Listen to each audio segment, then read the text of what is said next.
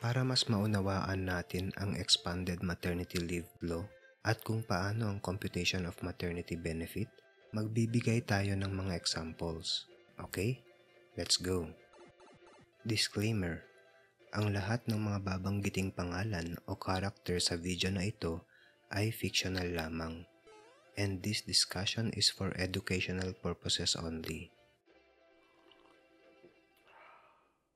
May 4 na magkakaibigan, sina Aiko, Bella, Shenalyn, at Junggoy. Lahat sila ay members ng SSS. Si Aiko ay isang regular employee.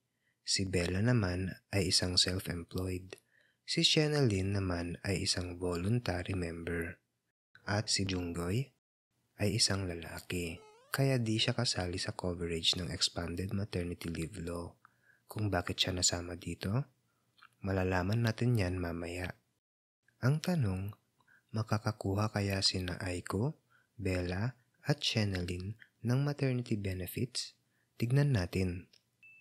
Take note na ang mga discussions natin about regular employees ay applicable din sa household employees dahil pareho silang may employer. At ang discussions natin about self-employed ay also applicable to voluntary members, non-working spouse, and OFWs. Okay, si Aiko ay member ng SSS. Siya ay registered self-employed member at nakapag-remit siya ng contributions mula January 2025. Ang monthly income ni Aiko noong January ay 14,000 pesos. Upang malaman natin kung ano ang corresponding SSS contribution nito, let us check the table of contributions from the SSS website. Link is in the description. So, base sa SSS table of contributions, 2,110 ang contribution para sa 14,000 peso income. Ang katumbas na monthly salary credit naman nito ay 14,000. Mamaya malalaman natin kung para saan itong monthly salary credit. Ganon din sa February and March 2025. Noong April 2025, tumaas ang kanyang monthly income to 14,500. Kaya nakapag-remit siya ng contribution na 2,185. Ito ay may monthly salary credit na 14,500. Noong May 2025, nagkaroon ng job offer si Aiko sa Binibini Corporation. 900 pesos per day, kaya tinanggap niya ito. Mula nang siya ay magtrabaho sa Binibini Corporation, tumaas ang kanyang monthly income to around 20,000 pesos. Kaya tumaas din ang kanyang SSS contribution to 3,030. Ang MSC nito ay 20,000, which is the maximum MSC as of 2025. Early June 2025, nalaman ni Aiko na siya ay buntis. January 2026, nanganak si Aiko. Ang tanong, makakakuha ba si Aiko ng maternity leave benefit? At kung oo, magkano kaya? Remember, ang SSS maternity benefit ay isang daily cash allowance na ibinibigay sa babaeng SSS member na hindi nakapagtrabaho hindi lang dahil sa panganganak, kundi dahil rin sa miscarriage o emergency termination of pregnancy. Kahit ano pa ang civil status, employment status, legitimacy ng anak at kahit ilang beses na nabuntis. A member is qualified to avail of the maternity benefit if she has paid at least 3 months of contributions in the 12-month period immediately preceding the semester of live childbirth, miscarriage, or ETP. In determining the female member's entitlement to the benefit, the SSS shall only consider those contributions paid prior to the semester of contingency and has duly notified the employer of her pregnancy and the probable date of her live childbirth if employed. Moreover, the notice shall be transmitted to SSS in accordance with the rules and regulations it may provide, and has duly notified the SSS directly of her pregnancy and the probable date of her live childbirth if a self-employed or voluntary member, a non-working spouse, or an overseas Filipino worker.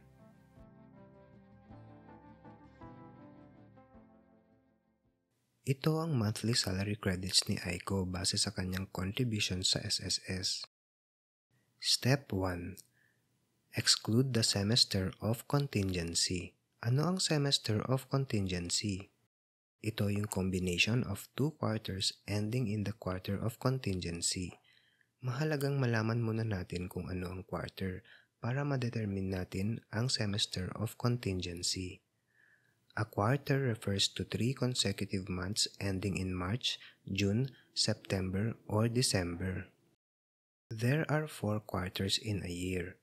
First quarter ay binubuo ng January, February at March. Second quarter naman ay binubuo ng April, May, and June.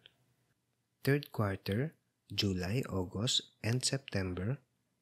At fourth quarter ay binubuo ng October, November, and December. A quarter always ends in March, June, September, or December. If we combine 2 quarters, makakabuo tayo ng semester. That is because a semester refers to 2 consecutive quarters.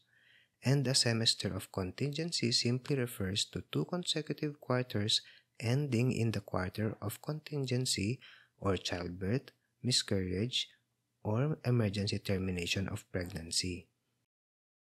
Thus, in order to determine the semester of contingency, una, alamin ang month of contingency o panganganak. Pangalawa, tukuyin kung saan quarter ang month of contingency. Yun ang tinatawag nating quarter of contingency. Pangatlo, i-combine ang quarter of contingency at isa pang quarter immediately before it. Ang combined quarters na yan naman ang tinatawag nating semester of contingency. So sa case ni Aiko, January 2026 ang kanyang panganganak. Hence, ang quarter of contingency niya ay January to March 2026. Para makuha ang semester of contingency, i-combine natin ang isa pang consecutive quarter immediately preceding the quarter of contingency. That would be none other than October to December 2025. Therefore, sa case ni Aiko, the semester of contingency is October 2025 to March 2026. Okay, step 2. Count 12 months backwards starting from the month immediately before the semester of contingency.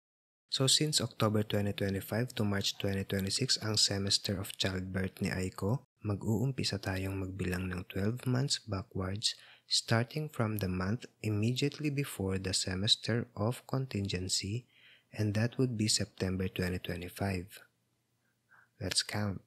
1, 2, 3, 4, 5, 6, 7, 8, 9, 10, 11, 12. So October 2024 to September 2025. Yan ang tinutukoy na 12-month period immediately preceding the semester of live childbirth, miscarriage, or emergency termination of pregnancy, o tawagin na lang nating 12-month qualifying period. Step 3. Let's check kung may at least 3 contributions sa loob ng ating qualifying period. 1, 2, 3. Qualified siya to avail the maternity benefit. Ang tanong na lang natin ngayon ay kung magkano ang kanyang makukuha. So let us identify and add the 6 highest monthly salary credits within the 12-month period to arrive at the total monthly salary credit. Monthly salary credit, or MSC, refers to the compensation base for contributions and benefits related to the total earnings for the month. Ito yung basehan ng computation ng maternity benefits. Mache-check nyo ito sa inyong SSS online accounts. So kunin natin ang 6 highest MSCs. At base sa records ni Aiko sa SSS, ang 6 highest MSCs niya within the qualifying period are the following: 20,000, 20,000, 20,000, 20,000, 20,000, and 14,500. Yan ang 6 highest MSCs provided na bayaran lahat ang mga ito before the semester of contingency. So ipagpalagay natin na nabayaran niya ang September 2025 contribution on October 2025. If that would be the case, since ang September contribution niya ay paid within the semester of contingency, excluded ito sa ating computation. Sabi kasi sa website ng SSS, contributions paid within or after the semester of contingency shall not be considered in the computation of benefit. So ano ang effect nito? Ang 6th highest MSC natin ay hindi na September 2025 kundi March 2025. In effect, bababa ang MSC ni Aiko. Ipagpalagay na lang natin na Aiko was able to remit her September 2025 contribution before the semester of contingency. Therefore, qualified ang September 2025 niya to be included sa 6 highest MSCs. Therefore, qualified ang September 2025 niya sa computation.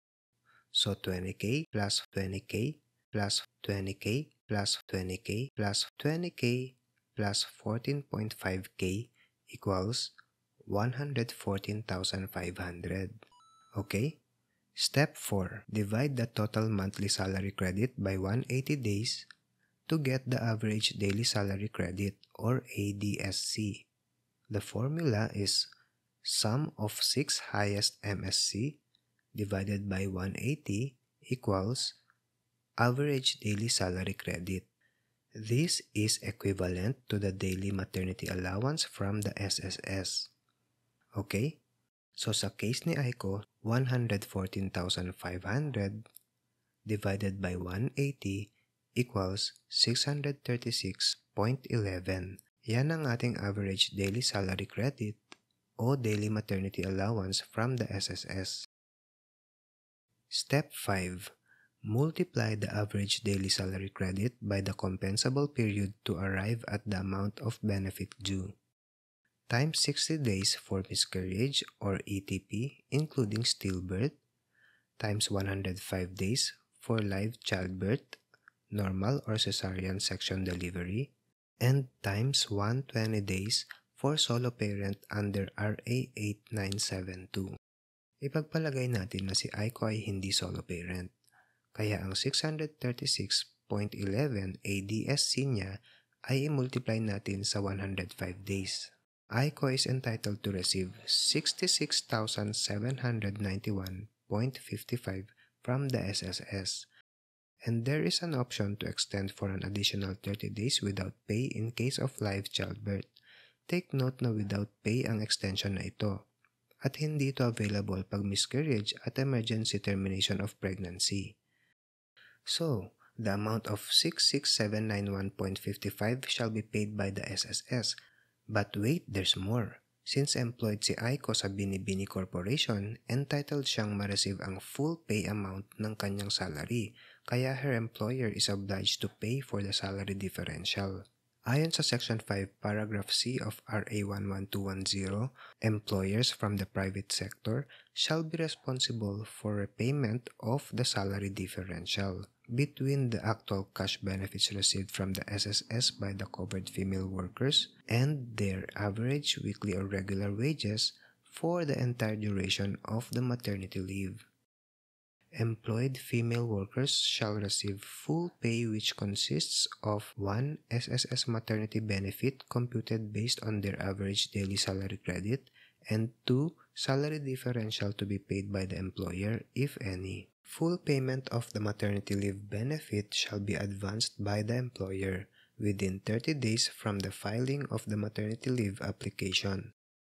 In the case of self-employed female members, including those in the informal economy, OFWs, and voluntary SSS members, the SSS shall directly pay the maternity benefit.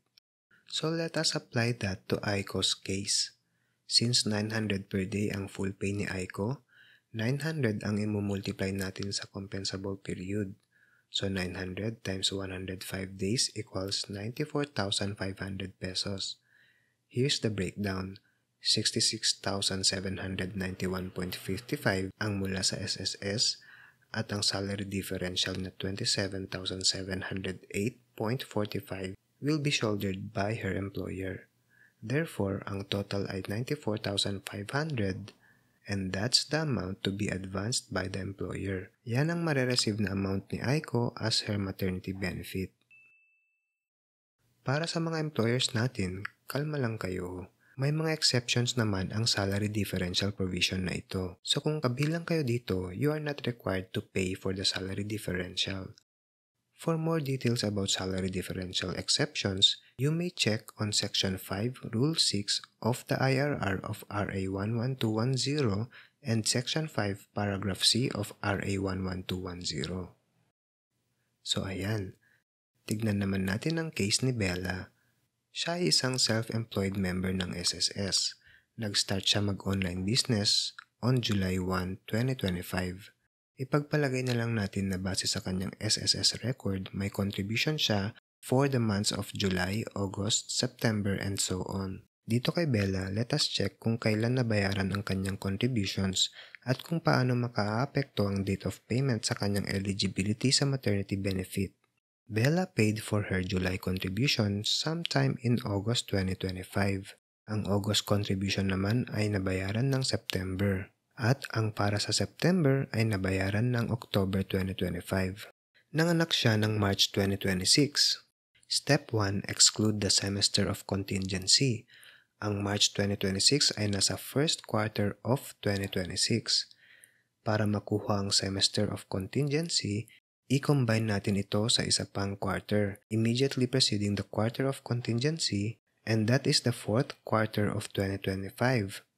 Thus, ang semester of contingency natin ay from October 2025 to March 2026. Step 2. Count 12 months backwards starting from the month immediately before the semester of contingency. So count tayo ng 12 months backwards starting from September 2025. Therefore, October 2024 to September 2025 ang qualifying period niya. Step 3. Bilangin natin kung naka 3 contributions ba siya within the 12-month qualifying period, and then identify and add the 6 highest monthly salary credits within the 12-month period to arrive at the total monthly salary credit. July 2025, August 2025, and September 2025. Qualified ba si Bella? Although nakatatlong contributions siya, remember, ang payment niya for September 2025 ay nabayaran ng October 2025, di ba? So ang payment ng September 2025 contribution ni Bella ay paid within the semester of contingency niya. Therefore, hindi ito mabibilang for purposes of determining her eligibility sa maternity leave. Sa madaling salita, hindi maa-avail ni Bella ang kanyang SSS maternity leave dahil dalawa lang ang contributions niya na paid before the semester of contingency. In determining the female member's entitlement to the benefit, the SSS shall consider only those contributions paid prior to the semester of contingency. And also according to the SSS website, contributions paid within or after the semester of contingency shall not be considered in the computation of benefit. So, hindi makakakuha si Bella ng maternity benefit under the expanded maternity benefit law. Nakakalungkot, di ba? The law may be harsh but it is the law. Ganun pa man, nananawagan ako sa mga mambabatas natin. Baka pwede niyong i-amend ang batas na ito upang makover ang mga female workers natin na nasa sitwasyon ni Bella. Sana naman i-consider nilang payment kahit na made within the semester of contingency as long as such payment is for the month or months prior to the semester of contingency and that it is not late payment.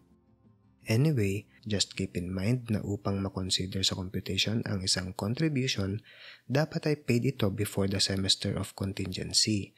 At suggestion ko lang para maiwasan ang sitwasyon ni Bella, pay your contributions within the same month. For example, ang contribution nyo for January 2025, pay your contributions within the same month. Punta naman tayo kay Shenaline. Si Shenaline ay isang voluntary member ng SSS. Nag-resign siya mula sa kanyang dating trabaho sa isang malaking construction company.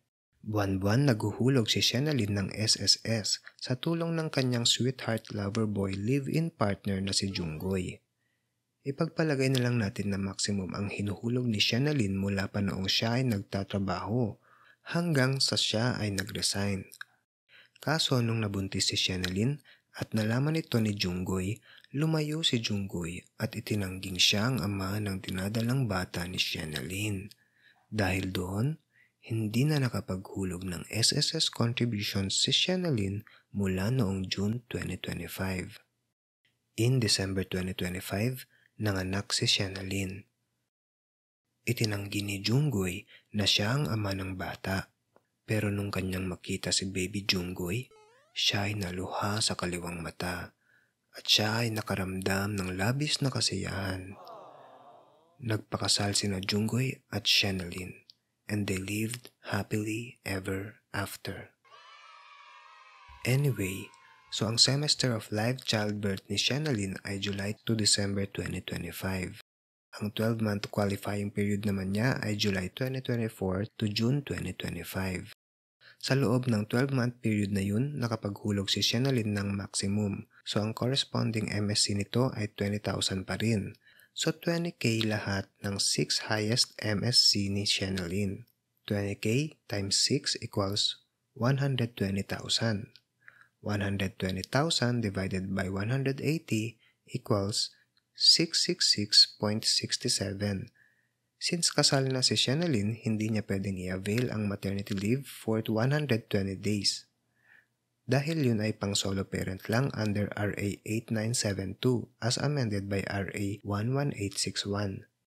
Let us multiply her average daily salary credit to 105 days. So 666.67 times 105 equals 70,000. Kaya 70,000 ang kanyang matatanggap. At dahil natuwa si Shenaline sa pagmamahal ni Junggoy kay baby Junggoy, inallocate ni Shenaline ang 7 days ng kanyang maternity leave sa kanyang minamahal na asawa. Pag live birth, pwedeng i-allocate ng nanay hanggang 7 days na paid maternity leave sa ama ng bata or in the absence of the father, sa alternate caregiver na kamag-anak within 4th degree or partner na kinakasama niya sa bahay. Pero take note na hindi ito applicable kung miscarriage o stillbirth. At dahil dyan, mas matutulungan na ni Junggoy si Shenaline sa pag-aalaga kay baby. For more information about maternity leave benefits, click nyo lang ang link sa description. And don't forget to subscribe and share. Salamat!